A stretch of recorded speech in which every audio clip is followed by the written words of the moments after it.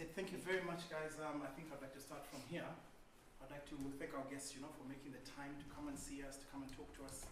And we're looking forward to robust engagements, good questions coming from the students, and I'm sure great insights coming from you guys, the guests. And I'd like to also talk now to the rest of the class, guys. Thank you very much for being in attendance. Cold day, great turnout. It means that you're dedicated, The module is professional skills. So one of the aspects of professional skills is this exposure to what's going on in industry, exposure to industry professionals. And I think this would be a very nice opportunity for you guys to learn, to pick up, to ask as many questions as you can, and to really engage with our guests who very important in industry, taking time to come and talk to us, Their schedules are very tight. So I think one thing, if there's something that we should take out from here, is the spirit of Ubuntu, the oneness, the wanting to share, despite their tight schedules. So right, anyway, with no further ado, I'd like to first introduce our first speaker for the day. Now, Nirlipta he began his career as a software engineer, so essentially in his heart he's one of us, where he developed innovative software solutions for leading companies and excelled in ensuring the quality and reliability of complex systems for more than 6 years. Now, driven by a passion for new challenges and for aviation, he transitioned from being an IT professional to becoming a pilot. He's committed to continuous learning and sharing his journey to inspire others to follow their passions, no matter how diverse they may be. His blend of technical expertise and aviation experience offers a fascinating perspective on how skills can transition across disciplines. So we're existing in a time of the cusp of the fourth industrial revolution, multi-skilling, reskilling, and I think our first speaker is a very good example of that. And so with no further ado, I'd like to invite you to the desk.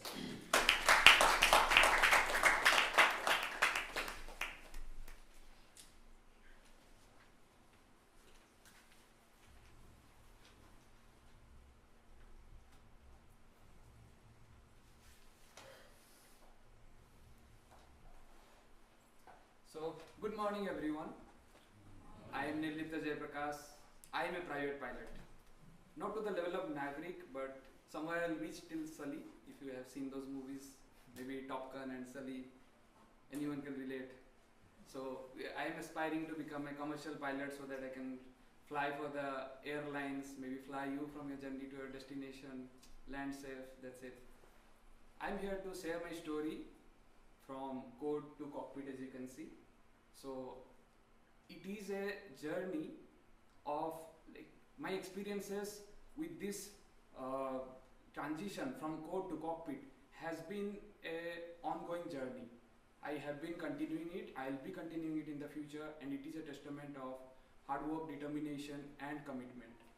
I hope this story of mine inspires you to live your life to the fullest. I completed my engineering in 2016 in the branch of Applied Electronics and Instrumentation. Similar to this class that you are sitting, every one of you, I am reminded of how I was sitting somewhere around the last row. I was not a first bencher. I was sitting towards the last row, didn't have anything, and really enjoyed my time there. I didn't give a damn of what was happening around here. So it was fine. It was fine, but eventually I got this passion. I joined the software industry in 2017, immersed in developing codes and debugging them, optimizing algorithms. I worked for the leading tech companies in India, like Infosys and Capgemini, if you might have heard of them.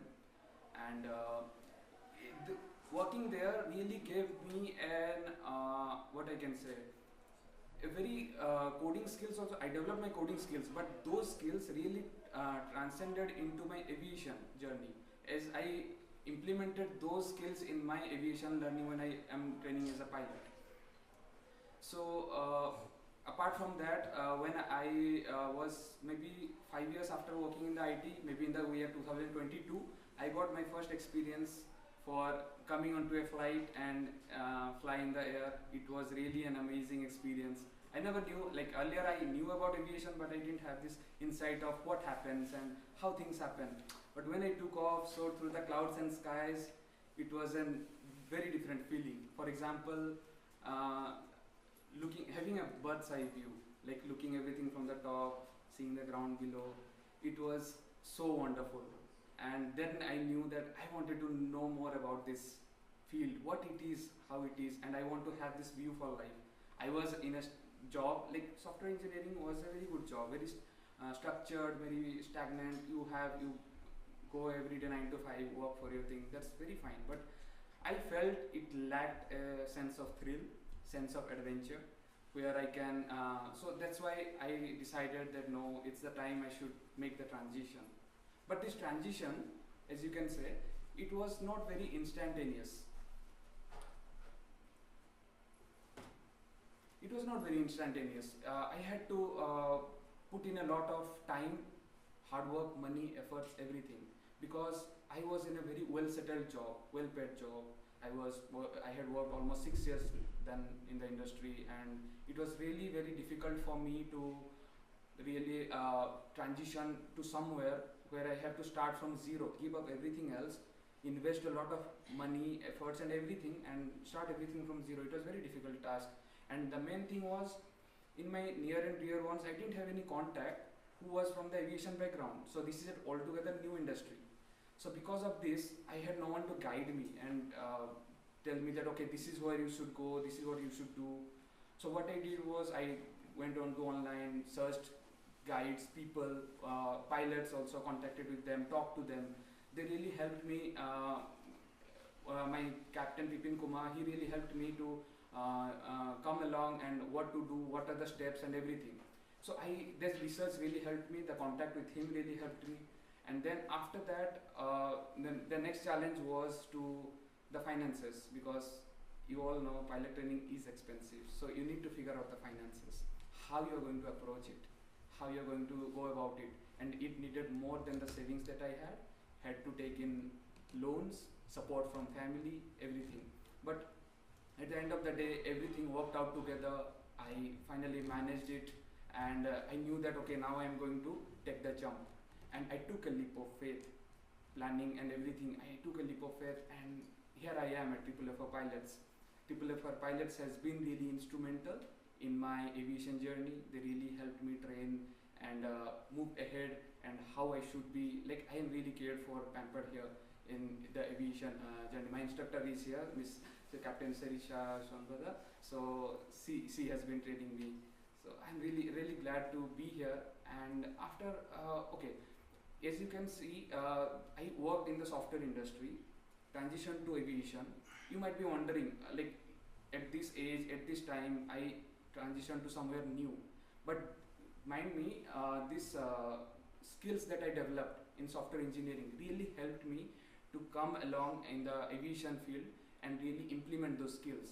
For example, I'll say, when you debug a code, you must be very familiar with coding and debugging codes and making them run everything. So when you debug a code, you have an eye for defects, so finding defects, finding the bugs, report them, raise them, all these things. So in aviation, when you do a pre-flight inspection, you look for the same thing. It's just that it's hardware. You need to check if the body is fine, if all the instruments are working fine. If they're working fine, then only you are approached, you will go ahead with the takeoff. You will fly, or else you are not, you will cancel the flight. So that's how it translated to this discipline of this aviation. And also teamwork, because when you work in a corporate setup, you work as a team. And here also, when you fly, you have your co-pilot, you have your crew. So it helps in multi-crew training also, in environment also. You have very good cooperation, collaboration with your co-pilots and your team.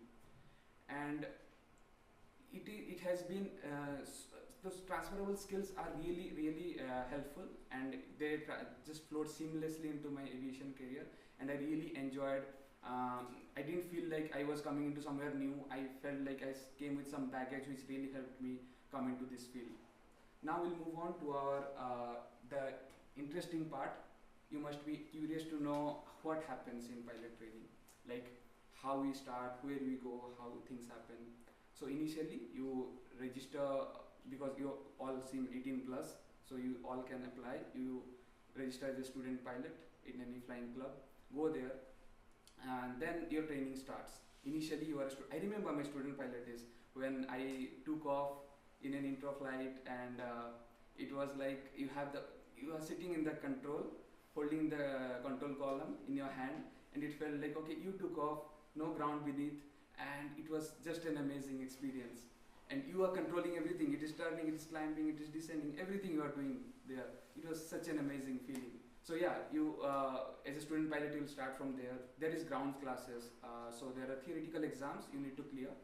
So in the journey from becoming from student pilot to a commercial pilot, initially you have to go through the PPL, like the private pilot license, the first one that you can see. So from a student pilot to private pilot license, you need 8 theoretical exams to clear. After that, you will have training, in-flight training, like different maneuvers, like you will climb, you will descend, you will turn, emergency procedures like stall recovery, spin recovery, forced landing in case of an engine failure, everything you will do. So once you're found proficient in all these things, you will be released for solo. Like before that, you will be always flying with an instructor on your side. So when you fly solo, that is the best part of a pilot's training career. Like you are finally authorized to go on your own, fly the aircraft, control it on your own. That means you are proficient. And you don't know, it comes as a surprise, and it's really good feeling. And I just remember my solo days now. And after that, you do your long navigation flights, like you fly to different aerodromes, practice routing, landing there, and so that you are more proficient, you don't get lost and other things. So after that, within a minimum of 45 hours, you are eligible to be tested for the private pilot license. Once you get a private pilot license, you can fly on your own any aircraft after that, and but you cannot fly any passengers for hire, but you can fly them like your friends, your family, maybe some of you can fly your girlfriends and your boyfriends there, so it's fine, you can do that really, and but you cannot take money from them. So that's what it is. But if you plan to fly for an airline, or plan to fly for a charter or for a military, so you need to go through the commercial pilot license. So for that, you need 200 flight hours and 11 more exams to clear, theoretical exams, which you can clear. I just cleared mine last week, so I'll be doing my long navigation hours now, and you need to complete 200 hours. But as you can see, the second step is night rating. I'm doing my night rating, not reached there yet, but once you have achieved your night rating, you will be eligible to fly alone at night. Now I'm not. After that, there is an instrument rating. In instrument rating, you will be flying solely relying on the instruments. You won't be looking outside, and that is instrument rating. So that also is a part of in journey for CPL. And after that, you will go for the multi-engine rating. So basically, when you train from student pilot, you will be training in a single engine aircraft. But for the multi-engine rating, you will be training in a twin engine aircraft. It will have 2 engines on the sides, propellers running, or maybe turbine, whatever you will be training on. And after that, you will be on reaching 200 hours and clearing all these ratings and tests, theoretical exams. You will be eligible for the CPL test, the commercial pilot license test. Once you get your commercial pilot license, you will be eligible to fly for the airlines, for the charters. There are different avenues. In Africa, there is UN flying also. You can fly there. You can also apply for the military all over the world if you have a CPL license, but that depends on the vacancies and the requirements that come out. So there are many opportunities that you can do. And after that, if you want to be an instructor like Captain Sarisha, you can do an instructor rating, train students like me who are coming, students like you who are sitting here who want to become a pilot. And I come from India, so I'll have to do my foreign license conversion in India. I'll have to convert my South African, once I get my CPL, I'll convert my South African license to Indian license in India. And okay, there is an airline transport pilot license, ATPL. So it is a license which you get when you have 1,500 hours of flight. So you are eligible to be tested for ATPL license. That is a higher grade of license, and that's how you reach there. So this is the whole flowchart. As you can see, I am still at the first step, and I have a long way to go till. But I am determined to make it happen as I had make it happen till now, and I'll be committed, really committed, and working hard to reach there. So this is what the journey is if you want to go from the student pilot, private pilot, and become a commercial pilot. If we move on to the next slide, we have the stripes progression. As you can see, I am. This is the first image. So you can see that I have no epaulets on me. So this is where I was a student pilot. I was not released for solo. And this is the inside view of the cockpit, and I am doing the checks. So this is a pre-takeoff checks. You can see I am still on the ground. So I am doing my checks, checking the instruments if they are working fine or not, and that's what I am doing. In the second image, you can see I am wearing epaulets. I have 1 bar. So that means I was released for solo. On getting released for solo, you will get your 1 bar. So in this image, I am just checking the fuel of the aircraft. What is the fuel quantity in there? And in the third image, you can see you can see the other guy here. He is Captain Pippin. He was my guide, and he started with him. Everything started in aviation. So, and I am wearing 2 bars. So it means I got these 2 bars after I cleared PPL. So I am a PPL holder. I am a private pilot license holder. So I have 2 bars. Once I get my CPL, once I get my commercial pilot license, I'll get the 3 bars as Captain Pippin is wearing. And this was the day I remember I took him. He was my first passenger. I took him. He came to visit from India to South Africa. I took him for a flight to from Virginia to Harbour and back as a passenger, and it was a really great feeling for me, to be honest. Moving on to the next slide. Okay, this is a day in the life of a pilot in training. You can see me in the first image. I was at ground near the holding point, like waiting for clearance from the air traffic controller so that I can take off. And in the second image, you can see I'm in air. I am flying. It is my instructor took this image. I was flying. I think I was flying to Market, and this is the long navigation flight that I was talking about. You can see on my lap there is a sheet of paper that is a navigation log. So basically, what happens is when you go from Virginia to when you fly a long navigation flight, you have all your waypoints, so that you don't get lost. You have your headings, which in compass direction you will be going, and you have your winds. What will be the winds like? What will be the correction? What will be the distance between different waypoints? And what will be the time taken between different waypoints? So that you calculate those small things, so that you can complete the picture and you reach your destination in stipulated time. So this is how it looks like. You will be, and you will always be in uniform. So the uniform has its own charm, as you can, as you know. So basically, the purpose of this presentation is to guide you to what it takes to become a pilot, and also the journey. As I told you, what are the steps involved from basically from not being a pilot to becoming a commercial pilot. But apart from that, from my story, I want to tell this, that what I learned from my journey. So it is like life is an adventure. For me, it was. Someone might be like, okay, you are earning a well-paying job, stay there, work well, earn more, get promoted or something. But I thought that no, it is not giving me a sense of thrill or adventure. So I decided that no, let me take the jump, and everything you do that matters. For example, I worked in software. It's like whatever you do, it don't feel like it will not help you in future. It will help you in some way. For me, what I learned in software engineering, it really helped me in my aviations in different ways, like English proficiency, communication, or professional conduct, ethics, everything. It all flowed down, and it will definitely help you whatever you do in your previously. And okay, if you can dream of it, be brave enough to pursue it. So we all have our dreams. I'm sure all of you are IT students, but you must have some of your passions. Like for example, someone will be good at painting, someone will be good at singing, dancing, or anything else. So it's our passion, but somewhere we feel that no, this is an academic career, we need to progress there. That is also very good. But if you feel very passionate about your skills, very passionate about your whatever you have, you should definitely pursue it, because at the end of the day we live only once, and you need to give it a full shot if you really are passionate about it. And it's never late to pursue your passion. So I work, as you can see, I worked already 6 years in the industry, and I'm still here training to become a pilot. There's a long way to go, but I'm sure I'll make it. And it's never too late to pursue a dream, pursue a passion. And you always need to be curious about how things are, and really look out for things, what you are really passionate about. It's okay to not have a goal, it's okay to not have something to that you have a dream or I need to achieve it. It's okay. I was like someone they used to ask, when I was a kid, they used to ask, what do you want to become when you grow up? I used to like, I don't know what I'm going to eat tomorrow.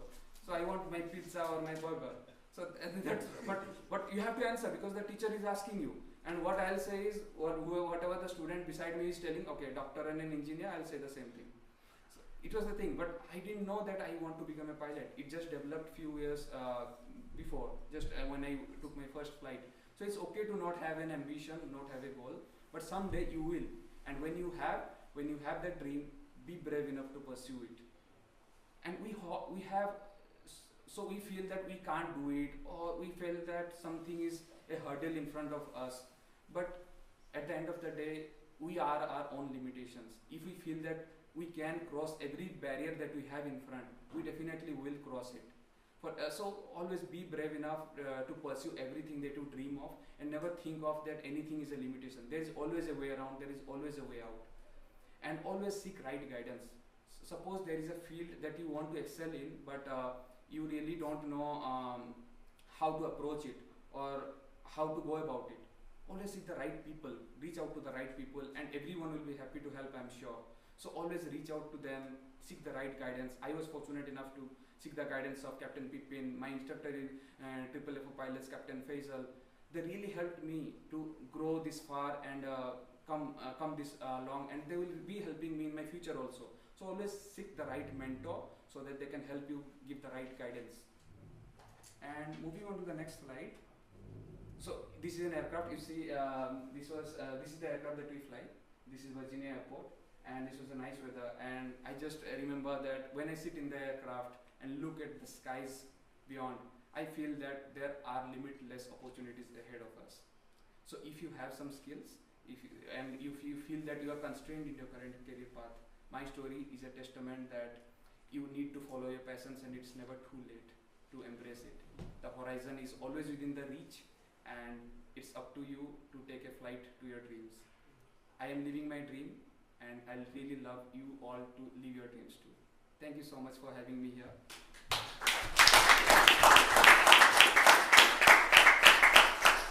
If you have any questions, you can ask me, or else maybe after the session. I'd like to play a small video about AAA Pilots.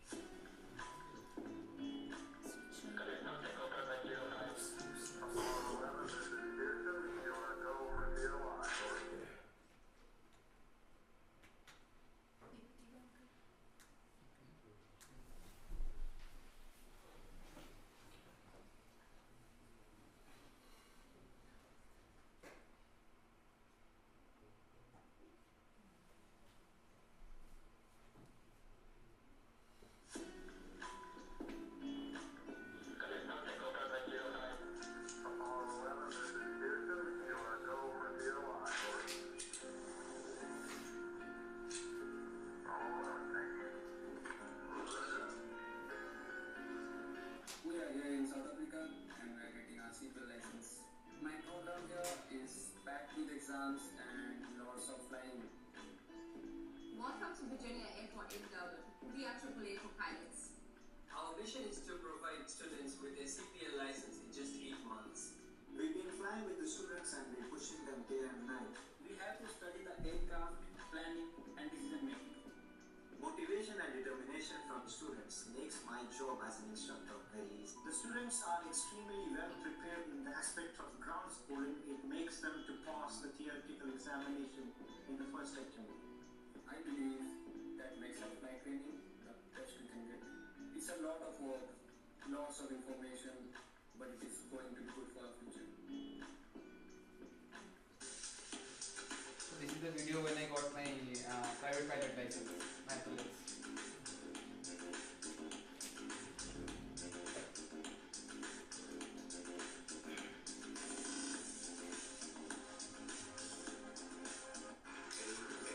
AAA Pilots, bridging skill and sky. Thank you so much.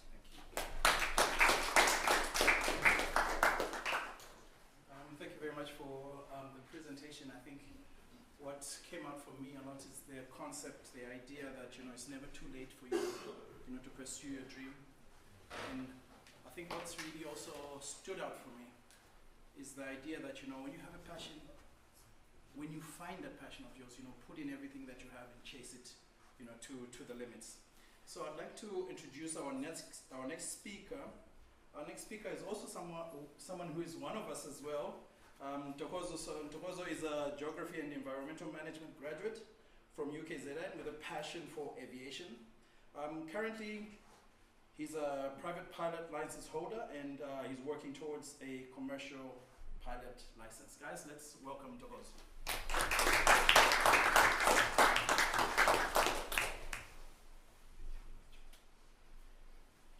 Hello guys, my name is Ntokozo.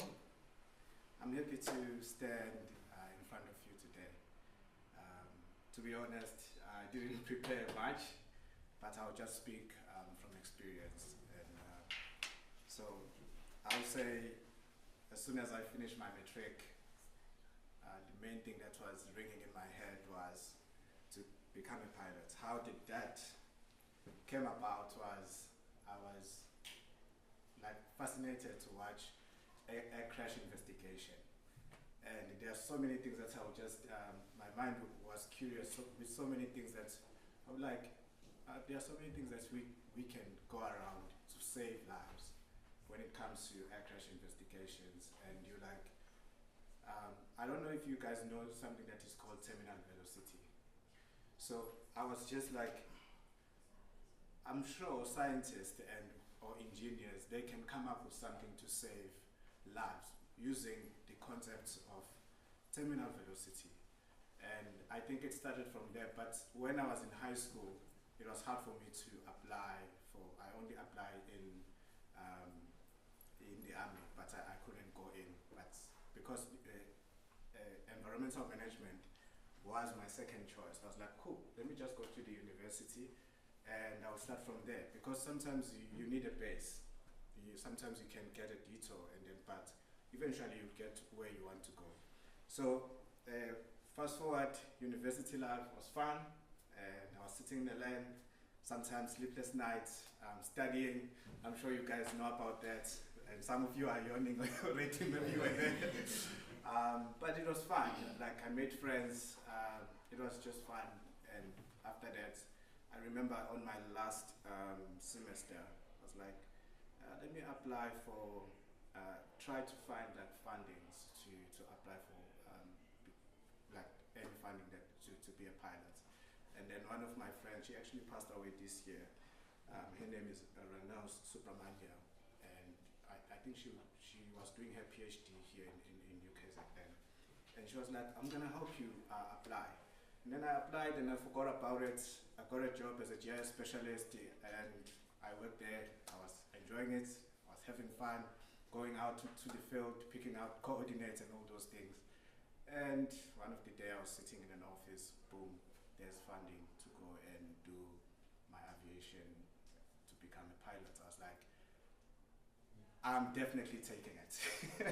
I'm definitely taking it. And I remember when I was resigning to the municipality I was working in, they were like, we want to create a field or like an office where we're going to grow a GIS department. Can you please stay? I was like, no way, I'm going. And I resigned, and it's been a 6-year journey in an aviation industry. But I think it has been amazing it has been an amazing journey because I knew my why. I think the most important thing when you pursue a career, sometimes we pursue a career through influence, through friends, through parents, through all these forces around us. But when you ask yourself, what do I really want? What do I love? What fascinates me when I think about it? I think that's where you have a proper guidance that comes within you, and that's your why. My why was I want to make an impact in aviation industry. One, the first step is to become a pilot and know how to fly these planes, and then from there, each steps moving forward. So right now, I am a private pilot holder. I have a night rating. I'm soon to become a commercial pilot license. I finished all my theoretical exams, and it's nothing like it. I think one of the highlights that I can tell you about, when you are in a cockpit, I remember, I think I was flying with one of the instructors, because we changed our instructors. I love them. So we changed them, and then you just fly with each either. And then there are times where, like, initially when you fly, at any stage, you think about a lot of things. You need to think about nerve blocks that you was talking about. You need to think about your route, your radio work, because you're speaking up with different airspaces. That means you need to prepare your mind with all these routes that you are taking. But eventually, when you get it right, your mind is now just enjoying the views, you enjoying the time, you enjoying all the instrument. In your mind, it's like second nature, everything that is in the cockpit that is happening around you. So, and I remember I was just sitting there, and then it was we trim it. That's our basic autopilot, but you trim it. So the aircraft was trimmed, cruising, and I was just daydreaming, looking outside the view. It was amazing, it was beautiful. And I was like, I don't regret anything in my life. Where I'm at is for a reason. And I remember I forgot all the problems that you might have, all the things that are around when you are on the ground. But when you're there, it's like something else. It's like something else. So all I can say, know your why. Because you can sit here, maybe somebody influence you to be here. Or you influence yourself because this is your why. But know your why. Your why is important because it's the one that can carry you on and keep on unpacking step by step where you want to be in life. And the beautiful thing about knowing your why, it's like a byproduct to people around you, whether it's your family. Everything that you achieve, it does not only actually benefit you, it also benefits people around you. There are people who are looking up to you as you do what you are doing. Maybe you are a first time at home. Maybe nobody is a graduate. You're going to be the first graduate. There's a young kid that is watching you. So know your why and stick into that and stuck it out. The only thing that I can say, guys, if you want to become somebody, know your why.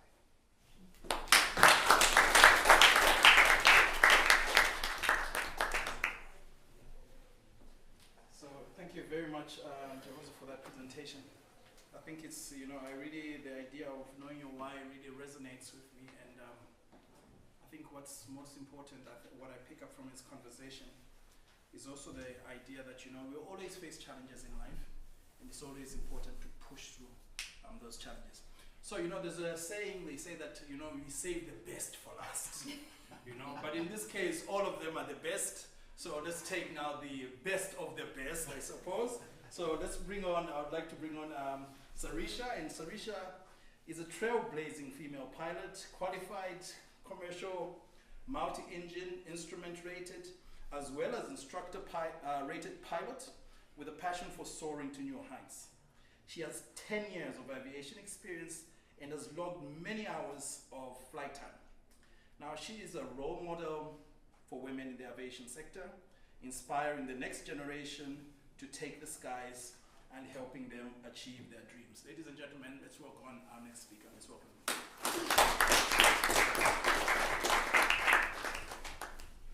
Thank you. Good morning, everybody. How will I be today? Good. Okay, so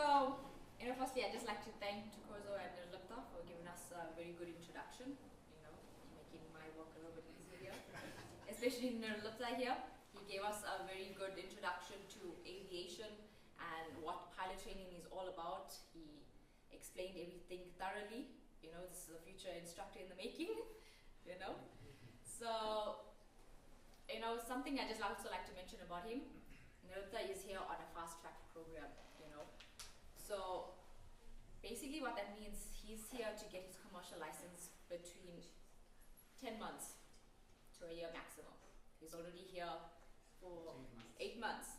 And he's cleared his commercial license, he's gained his PPL, he's cleared his commercial license exams, and he's soon to be testing, you know.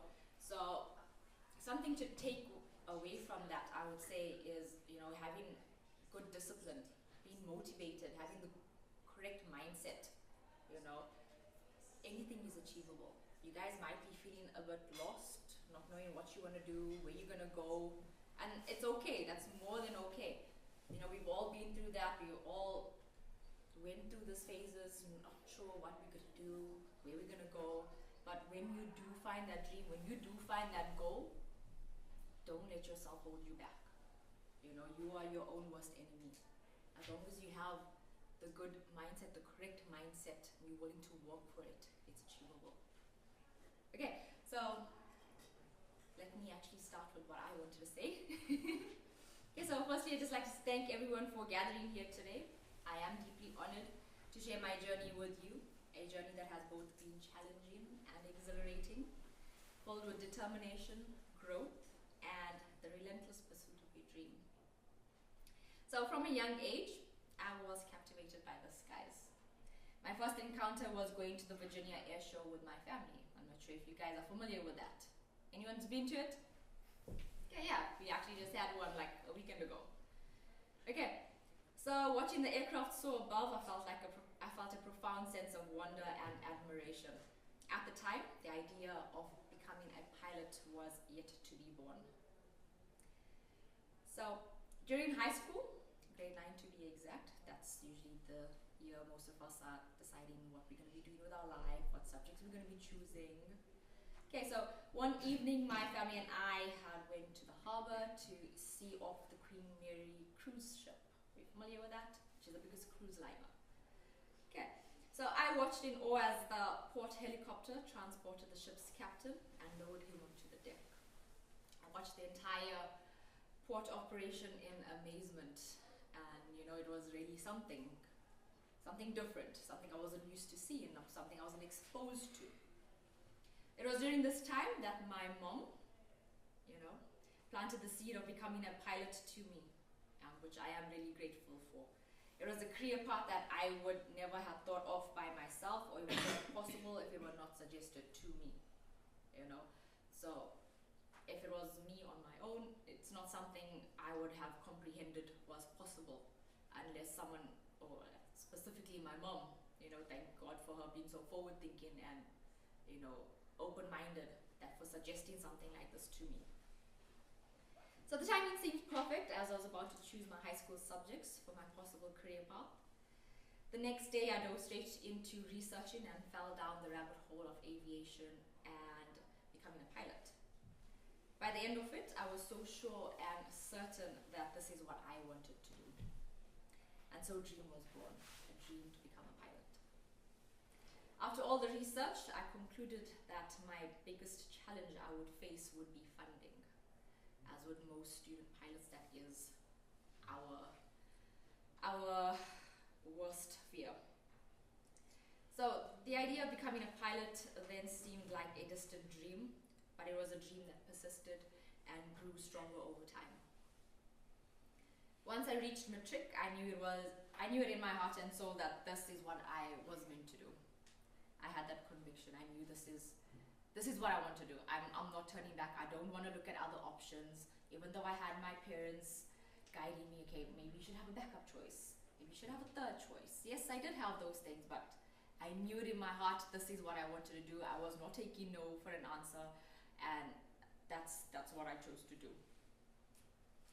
So I was lucky and blessed enough to have supportive parents and family that helped me realize and achieve my dream. As I embarked on my path to becoming a pilot, I faced numerous obstacles. The aviation industry, like many others, is historically male-dominated. This reality posed challenges, but it also fueled my determination. I knew that if I wanted to break through the barriers and make my mark, I would need to work harder and push boundaries. My journey began with rigorous training and education. I immersed myself in studying aviation theory, mastering flight simulators, and clocking countless of hours in the cockpit. Each flight lesson taught me not just about the mechanics of flying, but also about resilience, focus, discipline, and the importance of persevering. There were moments when the path seemed unclear and the challenges insurmountable. Yet with every obstacle, I found new strength within myself. I was supported by incredible mentors who believed in me, peers who shared my passion, and a family that encouraged me to follow my dreams. Becoming a flight instructor was another milestone in my journey. It was an opportunity to not just pilot aircraft, but to inspire the next generation of aviators. I'm hoping it does the same to you guys. As a flight instructor, I have the privilege of sharing my knowledge and passion for flying with others, helping them to overcome their own challenges and achieve their dreams. To those who are aspiring to follow a similar path, my message is simple. Do not let barriers define your limits. The sky is not the limit. It is just the beginning. Your journey will be filled with challenges, but each one is an opportunity to learn and grow. Embrace every moment, believe in yourself, and stay steadfast in your pursuit. So thank you for listening, and may each of you find the courage to pursue your own dreams with the same passion and determination. Thank you.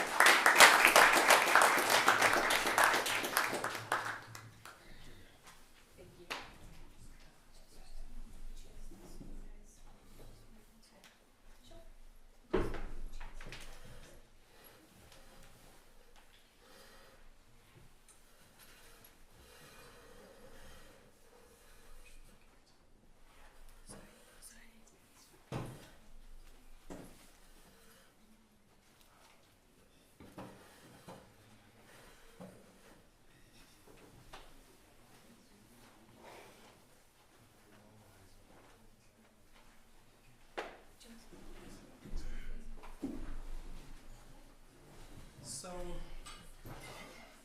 Thank you, welcome. Thank you very much again for those lovely presentations. I think we had a very nice wind to the presentations by the statement that do not let barriers define your limits. You know, I think that's a good takeaway for all of us. Now, at this point, I would like to open the floor for some engagements. I'm sure you've got questions. You would like to, get to understand certain things. And maybe I would like to set the ball rolling to our lovely presenters by asking the opening question. And, there's a statement, basically most of the time, successful people are not people who haven't faced challenges, are people who have faced challenges but overcome those challenges. And that ability to overcome challenges is normally referred to as grit, being tough, being strong, and pushing through. So my question to you is, what was your source, and it's an open question, what was your source of this grit, and what motivated you to push through it all? I think you opened it very nicely. What is common, a common thread was you all mentioned the idea of financial challenges, and it's all known, piloting is not cheap, it's very expensive. And you all somehow made it through. So outside the scope of financial challenges, what was your source of this grit? Thank you very much. Okay, I'll start. So for me, I would say definitely my family. My mom being the main one. She's a strong, independent woman. She always raised us to think out of the box. Think beyond your limits, think past your nose. So having the support of your family and having them constantly have your back, pushing you to your limits. There are days where you come home crying, feeling like you can't make it, feeling like you want to give up, but you know, having that guidance, having people there to bring you back up, to build you back up, you know, it's really something, you know. I would say, I don't know, like for me, it was the opposite actually. My family members had no idea what I was doing, and they were going against what I was doing. And I remember even when I was telling them that I'm resigning, they were like, "Are you crazy? You're leaving a salary to suffer. What's wrong with you?" But there was something that kept on nudging me. Like I don't know how to explain it. Like, you need to do this. This is your life. You need to do it. And even when things were not going well financially, and there were like ideas that would come in my mind at night, sleeping, like, no, there are ways to do it, and then I would just do it. So there was that stirring desire within me, and then I think also just believing that if I see other people doing it and like finishing up their CPL, going ahead, becoming It motivates you. yeah, it motivated me. So I think the main thing was it came within me, and then there was just also people around me. Unfortunately, not my family members, but like people that I found ahead that really helped me to keep on going. Yeah. So for me, I would say, like all the other challenges, financial, switching jobs and careers, for everything, I felt that okay, there were hardships, there will be hardships. I was prepared for that. When I leave a job, start from somewhere with all my savings and nothing else, no income coming, and also sometimes at this age you also have family responsibilities. So for that, I always knew that hard times will come, but I should know if one door closes, there are 100 others which will be there for me. I just need to find them, look out for them, and go there. For every problem, there is a way around, for sure. No matter how big the seem, there will be way arounds. And about the bad days, not every day is same. Some days we feel like, okay, now I'm not feeling it. I'm not feeling it. In flying also, like some day you wake up and there is a flight schedule and you feel like, I'm not feeling it. And maybe that is the day when you need to push harder. And if you push harder and you just keep yourself reminding of the reason why you are here at the first place, what brought you here, that's what it takes. You always there is for bad days, the best part is it will end, and it's the same for good days. So obviously there will be bad and good days, but you need to just overcome them when you are at your lowest. That is for me. Thank you very much. Okay guys, I think I would like to open the floor now for questions. If anybody who would like to ask questions, please just raise your hand and we'll call on you. Yes. Hello everyone. My name is Nirlipta. My question is connected from the first speaker. So I heard you talking about the private pilot license, the PPL, that journey to the airline transport license. So how long does it take from the PPL to airline transport license? How long? How many years or months? It's months. Okay, so like to get a job for an airline or in any charter or fly passengers, you just need commercial pilot license. So when you reach the commercial pilot license and you build hours, you can build hours being an instructor, you can build hours being a first officer in an airline, and then once you get your ATPL license at 1,500 hours, you will be eligible for being a captain. You can do the commercial pilot license with your own money, because for every hour you fly, you pay.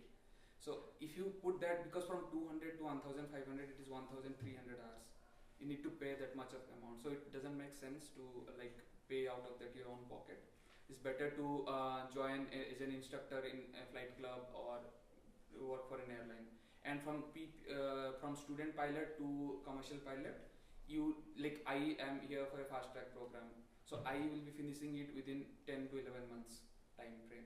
That is the fastest. You can even finish it faster also if you clear all the exams and fly very often. You can finish it earlier, maybe around 8 months for sure. And but it can take longer also according to your pace. So I'll say every student has their own pace. You should not be comparing yourself to any other student. But at the same time, have a time frame from 8 months to maximum of 2.5 years if you are diligent enough. And I'd say the biggest factor again is funding. It's the funding, yes. So that can also extend your time. Yes. So besides that too, we also have weather that comes into play. So I think that's also why his training also has been delayed a bit. So 10 months seems short, but it's actually been delayed. Yeah. You know. We're planning to we're aiming to finish it within 8 months, but because of weather and other constraints, we're looking at around 10 months. Thank you so much. Pilots in the making. We have potential pilot. Change of career path. Yes. Okay, on the issue of funding, how much are we actually talking? What's the amount you guys are paying to Secondly, why is it so expensive? Gotta win the jackpots. Sorry? You gotta win the jackpot, then only you. So currently, if you're just looking to do your PPL, it can be 250,000. 250,000. Yeah. But just bear in mind, when I did my PPL back in the day, I think I paid around 80. Like now the fuel prices have increased. Fuel prices have increased. You know, cost of living has increased. So that's also why one of the main reasons as to why it has. To answer your question, why it is so expensive? It is because of the fuel prices and the maintenance of the aircrafts. Yeah. Because the fuel prices are high, you need to pay per hour cost. So it increases based on fuel prices increase and also maintenance of the aircrafts figure into it. And also if you want to do a commercial pilot license, the total cost along with PPL and everything will roughly be around 750,000.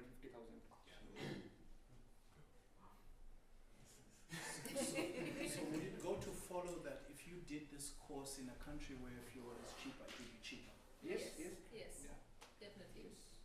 But then the standard of the training. Yes. Yes, the It's what quality you of have to- training is also. It's a catch-22. You've got to look at it. both And ways. South Africa is really good in terms of standard of training. That's why I'm from India coming here to train. The training quality is really good. Fuel prices are better than India. Like the training price is cheaper here. Surprisingly, we have one of the best training standards. Yeah, in And the world. South African license holds a very A lot of high weight. value, weightage in the world aviation sector. Yes. What has been your most memorable flight experience so far, and why? Never go. Your most memorable flight experience. I'd say my solo flight because I didn't expect it to happen. And the morning I just came, it was a normal regulation flight that was slotted for me, and I just came in and I saw the chief flight instructor sitting. I thought that he's just sitting there for, like he is some other work. Then when I was signing the authorization sheet, he came in to sign me out. I'm like, why are you signing? I have my instructor there. He's like, no, you'll be flying with me. I'm like, okay. I flew with him, couple of circuits, like couple of landings. After that, engine was still running, and the holding point, he just told that, okay, are you confident of flying alone? I'm like, yeah, okay. Now I was a bit nervous also. Then he was like, yeah, you'll make it. Don't worry, just go what you did now and do a circuit, come back to land, and that's it. And I was like, okay. Then he jumped out of the aircraft. I went in. First time I flew alone. The aircraft felt very light. One person is not sitting on the side. But it was fun. It was fun. I think mine, I think I have two. One it will be a solo flight, and I remember Keith actually took me for a solo. He's a veteran. He's a veteran pilot, and he used to fly in the army. So sometimes he just wants you to fly, not follow all the rules and stuff. So when you follow the rules, sometimes he just gets a little bit because he just wants you to get used to flying. So when it was the time for me to go solo, I remember we did 6 landings, and then when I came back, he was like, okay, cool, now I'm going to send you solo. And then he stepped out like they normally just step out and say, okay, off you go. And I remember when it was windy, and I remember when I was coming in, and then there was a crosswind, and then it just went into the fuselage, and then instead of coming to the numbers, it almost touched the ground, and then I had to do a go around. had to do a go around, and then I was nervous. But I knew that that was the first thing that I was supposed to do. One, to save my life, and also to save the plane. And then coming back, now I'm preparing myself. I was like, cool, you know what, we're doing this. And I think that was the most memorable thing that I enjoy. And then the other one was the first landing at Amazindoti. And I was flying with a guy named Marco. And it was like, today we're going to do an unnormal first landing because we're going to do it until you land. It's like, no, we just simulate it. We don't do it. We simulate it. Just in case it happens in reality, you know what to do. And he was like, no, today I'm going to make you being in reality. So I was like, okay. And then as I go in, I'm just going through the checks and everything. As we come into the sugar cane was like low, and then there was also like a gravel road. And he was like, okay, cool, you going down. I was like, he's joking. He's like, no, I didn't say you full power. You still need to go down. And I just trusted 65 knots and keep going down. And then the first thing that was coming in my mind, protect the nose, because the nose wheel is the most important thing. And then I landed the plane, and then I kept on holding the control collar because I don't want the nose to land here. It's like, okay, cool, now we can go around. And then full power, and then we went. I think those were two, as I reflect on that, I was like, yeah, actually, yeah. For me, I think for us all, it's always our solo flight. You know, it's always a very memorable experience for all of us, and you know, it's Keith sent you guys solo as well. Yes. We've all shared the same instructor. You know, he's now our CFI, our chief flight instructor at the flight school. So Keith is my mentor, my instructor. He took me from ab initio right up into my instructor's rating. So he's a really dear instructor, mentor, guidance. You know, I look at him as my father figure as well. So flying with Keith is always memorable. You know, he'll hit you, bash you, Yes. he will knock the window and bounce back. You know, as a lady flying, you will take your ponytail, cover your eyes, fly the aircraft. You know, And feel all those low approaches. yeah, low approaches. Just go lower on the approach. We won't let you do a high approach on landing. It's always memorable flying with him. And I think something else that really sticks out is my first flight with my student after instructing, getting my instructor's rating. And that's when the reality of actually being an instructor hit. We were in circuits and we were on an approach. We have trees somewhere here and the aircraft wing is here. Student is not realizing that we are low. We need to be putting in full power and going on for a go around. Student is so happy, go lucky, you know, we're safe, we're good. And I just look out and I realize, and I think twice to myself, I'm like, really? Like, is this, my student is really out here trying to kill me. Is this what I want to continue doing? But, you know, it's entertaining. We enjoy it. It's memorable. At least you're alive. Yeah, we still love to walk another day. What do you do in those situations? Like with the driver's license, the instructor has a set of pedals. So what's it like in the... So in an aircraft, I'm not sure if you noticed in Nirlipta's cockpit photo, did it show? No, it didn't show. Okay, so we both, in our aircraft, there is a set of control on either side. So we have control column and rudders. So it's basically dual control. So as much as we like to trust our students, we are always there on hand. Very close by to take control. Yes. Hi everyone, my name is Bosimfile Komede and my question is posed to our female presenter. I wanted to ask, I did my little research right now and it says there's like 900% females in aviation in South Africa. So I wanted to ask, what were your challenges with being a female pilot and what has kept you going? You know, so firstly, I think the main thing that stood out for me, I was not always at the same flight school, AAA for pilots. So I trained there, I also did my instructor rating there, and I now work there. But that's not where I initially started off. I was at a different flight school. I didn't have a good experience. I didn't have instructors that looked out for me, had my best interests at heart. You know, I was taken advantage of. You know, I was basically used to I will build for the instructors. My money was just being swiped off. You know, besides that, you know, it's just the whole demeanor of the people around you. Not only the staff, the instructors, but also the caliber of students that's coming in and that you're being surrounded by. You know, there's been times where I'll walk into the reception area and instructors would come in and there's a whole lot of students sitting in the student lounge and I would automatically be passed over. You'd greeting everyone else and you'd just automatically ignored just for sitting there. You know, it's a lot of passive aggressiveness, but it's also something that you know you're going to experience. You know you've got to have a tough skin and you've got to basically put it in one ear and out the other. You know, you've got to be tough. You can't just let things get you all the time. And I was fortunate and lucky enough to have met Keith.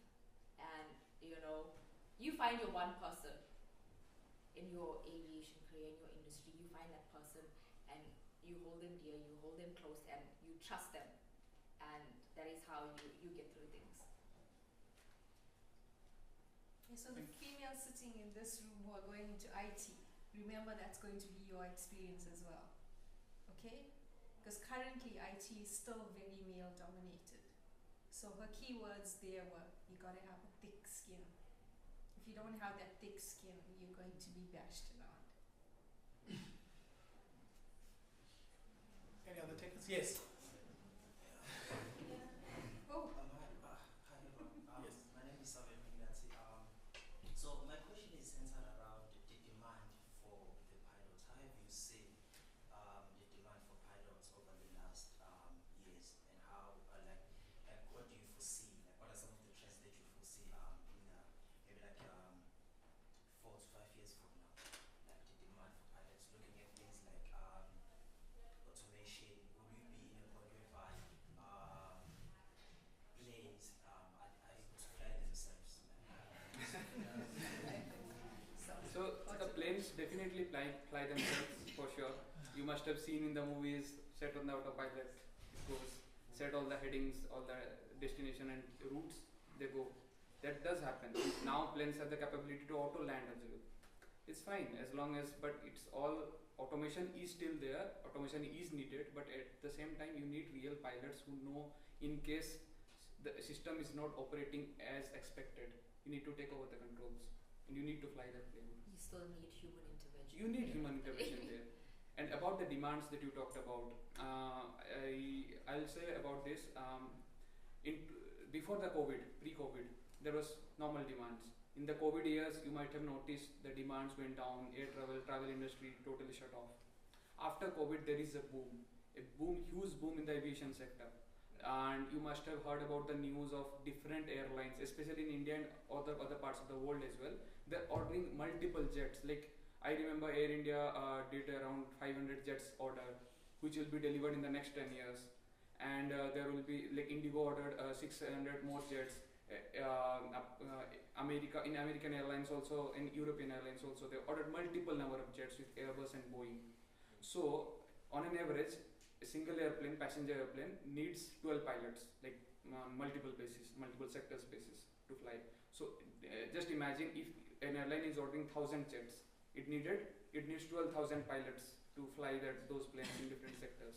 So these planes are not delivered in a single day. They are in manufacturing. They will be delivered phase by phase in the next 10 years. So as long as the planes get delivered, jobs will continue to increase for the pilots. So there is a heavy demand of jobs, and that was also one of the main reasons behind my research, that I saw that and it aligned with my passion, and I just wanted that, okay, now is the right time to go into aviation. So yeah. And likewise with that, is there demand for IT students in aviation? Like, are there IT opportunities for? Yes, so you can see there are various sectors, for example, as he mentioned about automation. So in the manufacturing business or in the aircraft engineering department, where you automate all those things, softwares, because obviously there are also softwares, the automation thing that are working on. You need someone to frame all those things.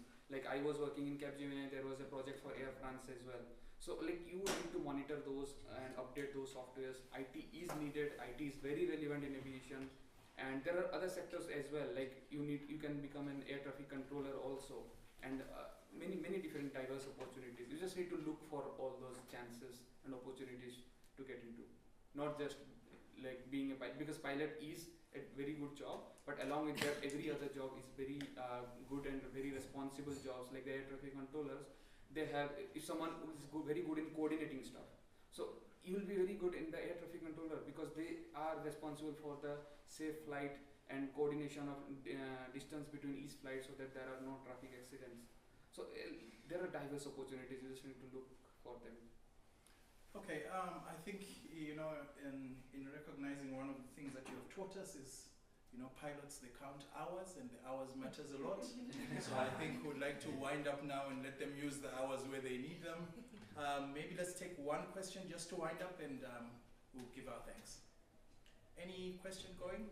Last question? Yes, you have a question? Oh, okay, oh, it was shimmering.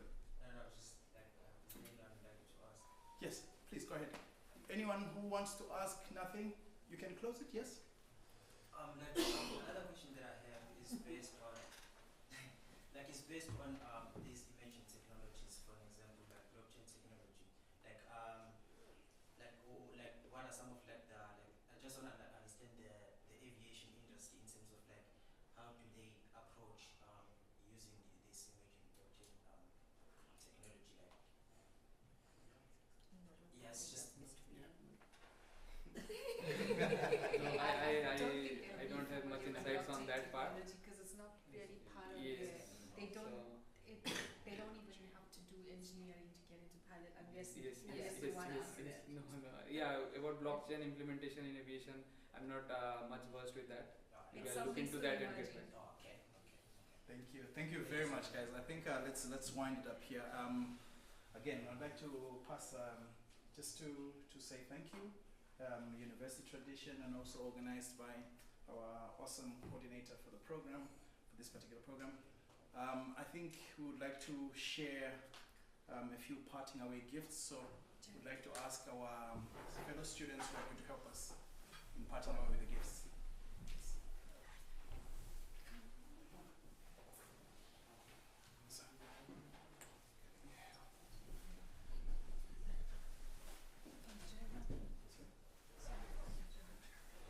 Guys, I think you can come through here.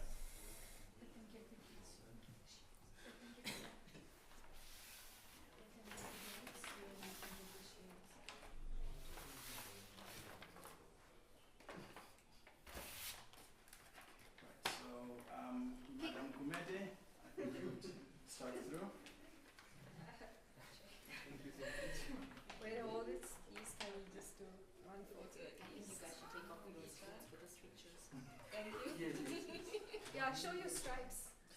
Are you sure? Yes, show your stripes. That's what makes you a pilot. Yes.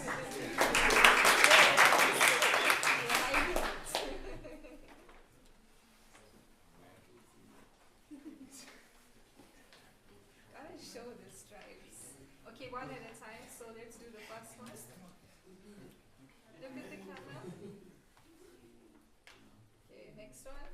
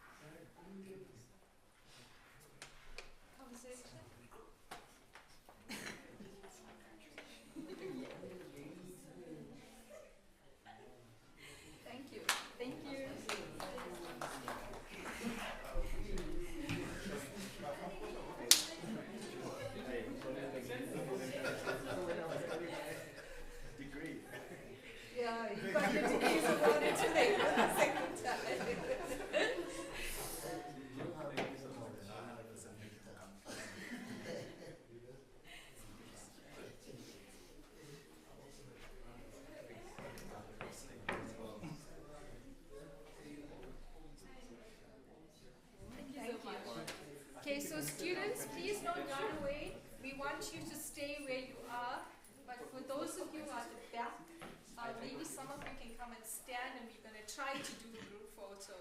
So the last 3 rows, if you can stand and come to the front and stand behind the people in the 3rd row. Guys, from the back, let's just start Can coming I ask in. you 3 to sit on the table? Okay. Because it's only